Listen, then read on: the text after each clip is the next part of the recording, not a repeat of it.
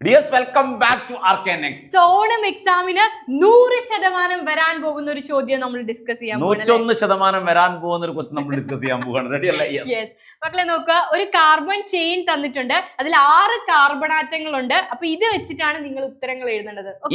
ഈ ചെയിനെ ബേസ് ചെയ്തുകൊണ്ട് 4 ക്വസ്റ്റ്യൻ നമുക്ക് തന്നിട്ടുണ്ട്. 4 ക്വസ്റ്റ്യൻ ആണുള്ളത്, 4 മാർക്ക് അല്ലേ? Complete the structure by adding hydrogen atoms to each carbon atom. ഓരോ കാർബണിലും നിങ്ങൾ ഹൈഡ്രജനെ ആഡ് ചെയ്ത് കൊടുത്ത് ചേർത്ത് ചെയ്ത് കൊടുത്തിട്ട് ഈ ചെയിൻ കംപ്ലീറ്റ് ആക്കണം.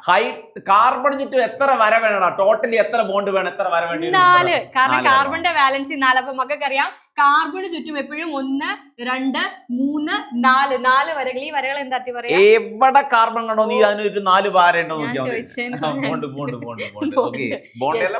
അപ്പൊ കാർബണ് ചുറ്റും 4 ബോണ്ട് ഉണ്ടോ നോക്കാം. അപ്പൊ നമുക്ക് നോക്കിയാലോ ഈ കാർബണിന്റെ ചുറ്റും ഓൾറെഡി ഒരു ബോണ്ട്, ഒരു വരയുണ്ട്. അപ്പൊ ഇനി എത്ര വരയും കൂടി? 3 വര കൂടി വേണം. മൊത്തം 4 ആണ് വേണ്ടത്. ഇട്ടോ ഹൈഡ്രജൻ ഇട്ടോ. അപ്പൊ 3 വരകൾ നമ്മൾ കൊടുത്തു.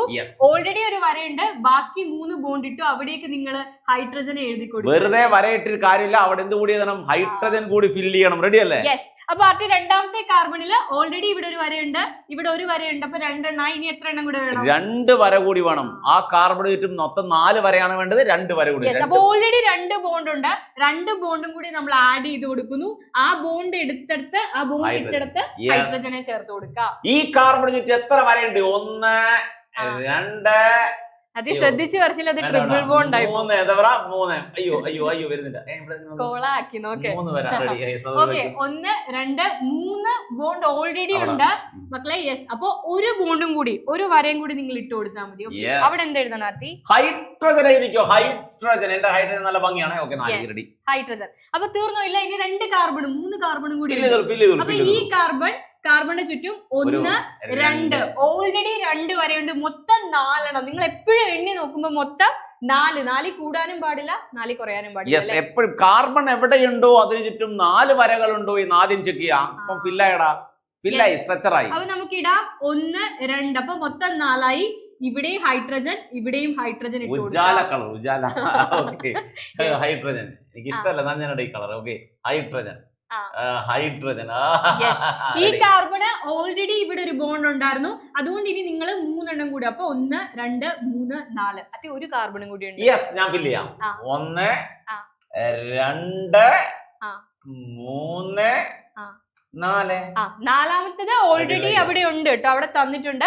അപ്പൊ നിങ്ങൾ 3 എണ്ണം കൂടി ആഡ് ചെയ്ത് കൊടുക്കുക. അവിടെയൊക്കെ ഹൈഡ്രജൻ ഇട്ട് കൊടുക്കുക. അപ്പൊ ഒരു മാർക്ക് കിട്ടി. ഈസി അല്ലേ? ഹൈഡ്രജനെ ഫില്ല് ചെയ്യാൻ ഈസി അല്ലേ? ചുമ്മാ കാർബൺ ചുറ്റും 4 വര ഇട്ട് കൊടുക്കുക. 4 വര ഇട്ട് അവിടെ ഹൈഡ്രജൻ ഫില്ല് ചെയ്യും. എണ്ണി നോക്കുക. കാർബൺ ചുറ്റും എത്ര വരയുണ്ടെന്ന് എണ്ണി നോക്കുക. 4. 3 അല്ല 4. ഓക്കെ, ഞാൻ 3 കാണിക്കാൻ 4 പറയണം. Okay. Write the molecular formula of this compound. ഈ കോമ്പൗണ്ടിന്റെ മോളിക്കുലർ ഫോർമുല എന്ന് വെച്ചാൽ രാസ തന്മാത്രവാക്യം. തന്മാത്രവാക്യം എന്ത് എന്നുള്ളതാണ് ചോദ്യം. അപ്പൊ ഇതിൽ ആരൊക്കെ ഉണ്ടെന്ന് ആദ്യം നോക്കുക. ആരൊക്കെയുണ്ട്? കാർബണും ഹൈഡ്രജനും മാത്രമുള്ള ഒരു ഓർഗാനിക് കോമ്പൗണ്ട് ആണിത്. ഓർഗാനിക് സംയുക്തമാണിത്. കാർബണും ഹൈഡ്രജനും മാത്രം. ഇതൊന്ന് കളഞ്ഞു കേട്ടോ ആർട്ടി. നിങ്ങൾ എഴുതി എടുത്താലും ഇല്ലേ, നമ്മുടെ സ്ലൈഡ് വാട്സ്ആപ്പ് കമ്മ്യൂണിറ്റിയിൽ നിങ്ങൾക്ക് കിട്ടും. യെസ്. അപ്പൊ കാർബണും ഉണ്ട്, ഹൈഡ്രജനും ഉണ്ട്. അപ്പൊ ആരൊക്കെ ഉണ്ടെന്നുള്ളത് അവരുടെ സിമ്പൽ നിങ്ങൾ ആദ്യം എടുത്ത് എഴുതുക. കാർബണിന്റെ സിയും ഹൈഡ്രജന്റെ എച്ചും. എത്ര കാർബൺ ഉണ്ട്? എത്ര കാർബൺ? അയ്യോ, ഞാൻ ഹൈഡ്രജൻ 1, 2, 3, 4, 5, 6 കാർബൺ. Yes, 6 carbon. അപ്പൊ കാർബണിന്റെ സബ്സ്ക്രിപ്റ്റ് ആയിട്ട് കാർബണിന്റെ ചുവട്ടിൽ നിങ്ങൾ 6 എഴുതുക. ഇനി ഞാൻ ഹൈഡ്രജനെ fill ചെയ്തരാ സ്പീഡില്. CH3, CH2.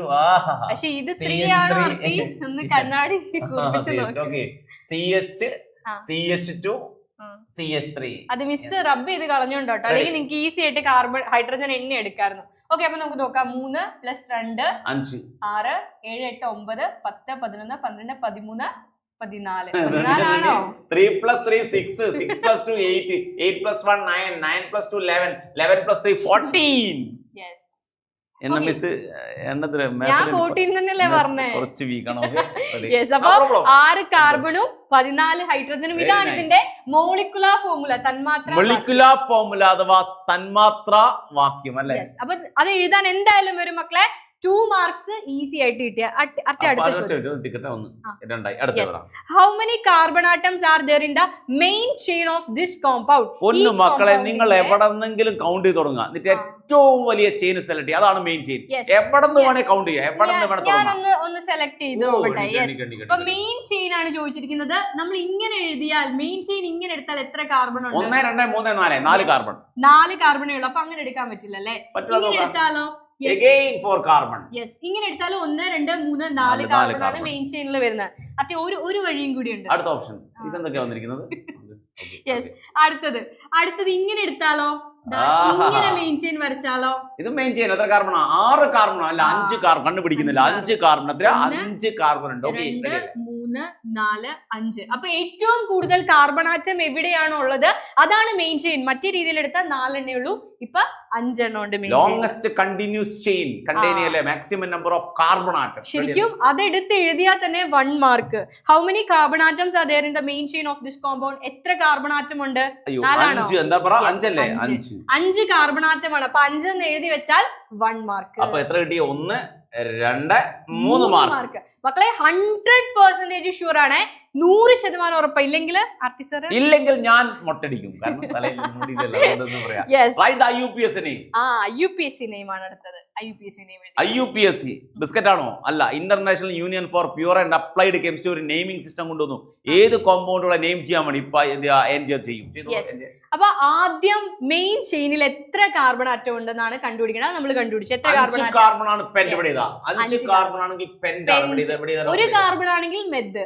2 carbon prop but pent hex hept oct non dec. Yes. Okay, അപ്പൊ പെന്റ് ഞാൻ മലയാളത്തിൽ എഴുതാം. പെന്റ് എന്തെങ്കിലും അല്ല,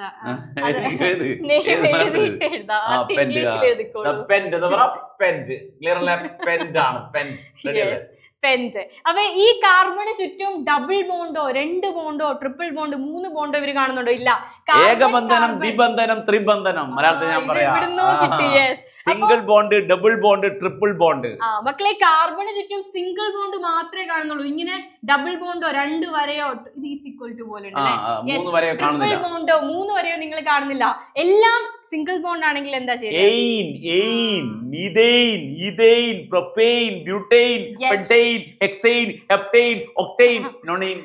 ഞാനാണെങ്കിൽ ഒരു ട്രിക്ക് പറയാം മനസ്സിലാക്കാൻ. അതായത് ചില മക്കൾക്ക് ലാപ്റ്റിക്ക് അറിയായിരിക്കും. ANE ആണോ ENE ആണോ YNE ആണോ, ഏതാണ് സിംഗിൾ ബോണ്ട്, ഏതാണ് ഡബിൾ ബോണ്ട്, ഏതാണ് ട്രിപ്പിൾ ബോണ്ട് എന്ന് സംശയമുണ്ട്. അപ്പൊ നമ്മൾ ABCD ഒന്ന് പറഞ്ഞു നോക്കി. ABCD ആൽഫബറ്റിക്കൽ ഓർഡറിൽ ആദ്യം വരുന്ന ആരാ? ഒന്നാമത്. അപ്പൊ ഒന്നാമത് വരുന്നത് A ആ. അപ്പൊ ഒന്നാമത് വരുന്ന A-നാണ്. രണ്ടാമത് വരുന്നത് ABCDE. രണ്ടാമത് സെക്കൻഡ് വരുന്നത് E ആണ്. അപ്പൊ ഡബിൾ ബോണ്ടിന് E ആണ്. ലാസ്റ്റ് ആണ് Y വരിക അല്ലേ? മൂന്നാമത് വരുന്നത്. യെസ്, മൂന്നാമതാണ് Y വരുന്നത്. അപ്പൊ ട്രിപ്പിൾ ബോണ്ടിന് I ചേർക്കാം. അപ്പൊ സിംഗിൾ ബോണ്ട് ആയതുകൊണ്ട് പെന്റെയ്ൻ. റെഡി അല്ലേ? ഓക്കേ, ഇനി ഞാൻ മലയാളം എഴുതാം. അല്ല, ആദ്യമേ മലയാളം എഴുതിയാണെങ്കിൽ എന്താ വരിക എന്നുള്ള പ്രശ്നമാണ്.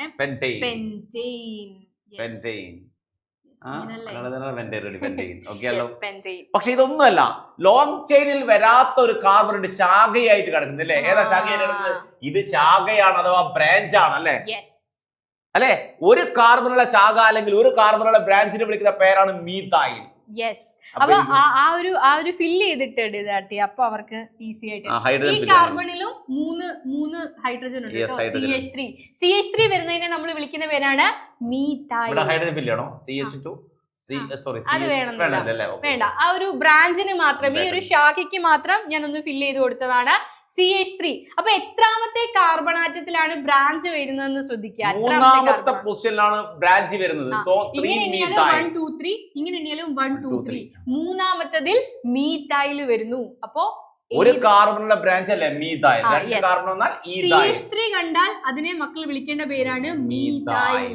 മീഥെയ്ൻ അല്ല, മീഥൈൽ. അപ്പോ എത്രാമത്തെ കാർബണിലാണ് വന്നിരിക്കുന്നത്? മൂന്നാമത്തെ കാർബണിൽ. So it's 3-methyl. 3-methyl pentane. Okay അല്ലേ? അപ്പൊ ഈസി ആയിട്ട് നമ്മൾ നെയിം ചെയ്തു. ഏറ്റവും ചെറുതിന് വേണം എന്ത് കിട്ടാൻ? ബ്രാഞ്ച് കൊടുക്കാൻ. അപ്പൊ നമ്മൾ ഇങ്ങനെയുള്ള IUPAC നോമൻക്ലേച്ചറും ഐസോമെർസവുമായിട്ട് നെക്സ്റ്റ് വീഡിയോയിൽ കാണാം. അപ്പം ബൈ. ബൈ.